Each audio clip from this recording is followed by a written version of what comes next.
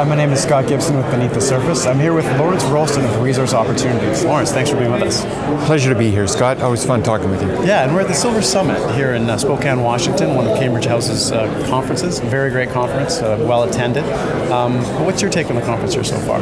Oh, it's a tremendous conference. It's it's still a lot of enthusiasm here. There's one of the things that's really interesting is that it's a very good collection of companies. Walking around here, just pretty much every one of these companies is something that I would consider investing in, and I can't say that for all the conferences. That's very true. And in terms of the Silver Summit, I figured I'd ask you about silver. What's your take on silver right now? Where do you expect silver to go in the near future? Well, the first point is silver's way ahead of where it was 5 years ago, and I think people lose track of that. You look at it on a 10-year horizon. We had a big blip there. We got all pretty excited about that. But if you look at it on a 10-year sort of time frame, we're more or less on that same uptrend. And where do you expect it to go from here? Well, I expect it to continue going higher. Obviously it's exciting when it has a big run and it doubles, overnight sort of thing. But the reality is, I see it trending higher. But not necessarily in a big hurry. We may see, some sideways movement or even some further up and down sort of gyrations in the near term. But longer term, it has to go higher. And what's your take on bullion versus equities? The stocks haven't been hit so hard in the last couple of years, and right. Silver as well, come back from 50 to 22-ish. Right. Well, in the talk that I gave here, I addressed that. I did some analysis on it over the last little while, and I found.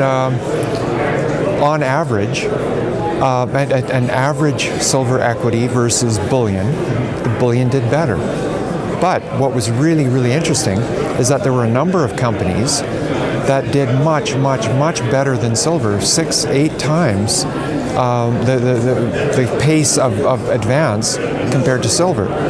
And so what was really interesting was looking at those companies and trying to figure out what was it about those companies that made them perform so much better than silver. And what was it? What did your analysis tell you? Well, most of the companies had developed mines. They took advanced stage projects, they took them into production. But even more important than just having a single mine in production, all of the ones that were really successful had multiple mines in production.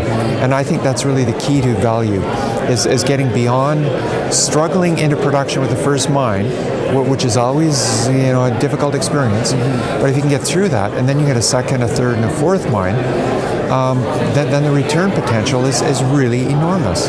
I'm sensing a trend here in terms of the equities you're looking at, where in the past you've looked at early stage exploration companies, pre-development, and then developed producing companies. What's your focus right now? Well, the focus right now, even before doing this sort of detailed analysis, by the way, but really looking more at either producers, ideally a small producer on its way to becoming a big producer, or an advanced exploration project with near-term production potential. And part of the reason for that is it's a very good balance of risk and potential reward, but more to the point, there's money available for the companies at that stage right now. In fact, there's an enormous amount of money available for companies that have production within sight. Well, and that's, there's money available, and that's the key thing. There's a number of brokerage firms in Toronto that are basically saying, no, we will not finance exploration and just drill holes, but we will put money into something that's near-term production or that's producing. Well, that's right, and it's not just the traditional brokerage type investors in the space bringing their the traditional institutional investors in, but there's a whole new set of investors coming into the resource space right now, and that's private equity. The U.S. private equity industry has not had great returns over the last few years. They're looking for ways to enhance their returns, and they're seeing the absolute astounding values in the resource market at this time. They're getting really excited about it, but for the most part, they don't know how to play it. But the money's there, but the criteria is very strict. They want production. Well, and you've had a lot of conversations with groups like that in terms of how they can get into the space and what type of companies they should be following. What's been the response? Well, the response has it's been a kind of a funny experience. I mean, they look at companies that are down 95% in value and say, gee, we'd like to buy a few of these companies that are trading for a nickel on the dollar. And they want to buy the entire company. Right, but then they look at it and they realize that the ones that are down 95% deserve to be down 95%. The ones that they want to buy are maybe down 30 or 50%. And then it's not exactly a no-brainer anymore. And you've got to look at them in careful detail and do a lot of analysis and a lot of due diligence. Well, and a lot of the times they can't buy the entire company or easily, where they have to come in first to a 10% position or 20% position, or find some alternate way of getting a piece of the company. Well, that's right. And private equity doesn't like taking minority positions in these companies, and that's been a big challenge. They want all or nothing. And so part of the challenge here is finding a way that works. And I've come up with a concept that seems like it's going to work out very well, which is base metal streaming. Please explain that to me. Well, I think most people understand Silver Wheaton's business model, which is taking a silver stream out of a base metal dominant mine, putting it into a silver dominant company and getting a big bump in the value. Well, what we're looking at doing is sort of turning that model upside down, looking at a silver dominant company or a gold dominant company and streaming the base metals to enhance the proportion of the revenue stream that's precious metals in the public company. Well, yeah, that's it for the vast majority of companies. They are valued based on the precious metals, and they get little or no credit for the base metals. Exactly. So you take that, you put it into a private equity vehicle,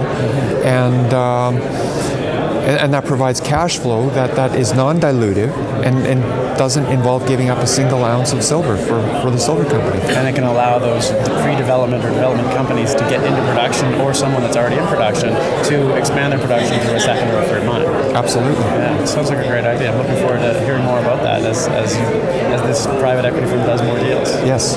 Now, I wanted to talk to you a little bit too about the exploration companies or development companies that you're looking for. Is there specific ones that you like or that you recommend right now, and whether you own them or not? Well, as always, I'm reluctant to talk about companies that I cover in my newsletter because my newsletter is entirely subscriber supported, and don't like talking about companies in a public forum. But as we've talked about, the companies that are in production or moving toward production, they have access to cash, and therefore they've got the best prospects for enhancing value in the near term. I still like exploration companies, but it's really hard for a typical exploration company at this time to raise money. But there's a couple of companies that I've looked at recently that I really like that are building on historic work. And that's a model that from the very beginning of the newsletter I've really liked. You take, in one case, 6 decades of historic work in a district, and for the first time it's being put together by a company that is really getting some value out of that historic work. And our viewers can hear more about your publication, resource opportunities, on your website, and visit you at various different conferences. Yes, on the website you can get a sample copy. We're not doing a hard sell with anybody here. If you like the newsletter and you feel comfortable with it, then great. Let's do something. Well, I highly recommend it. I've been a reader for over a dozen years. Okay. Thanks very much for being with us, Lawrence. Good talking. Again, that's Lawrence Roulston of Resource Opportunities. My name is Scott Gibson of Beneath the Surface. Thanks for being with us.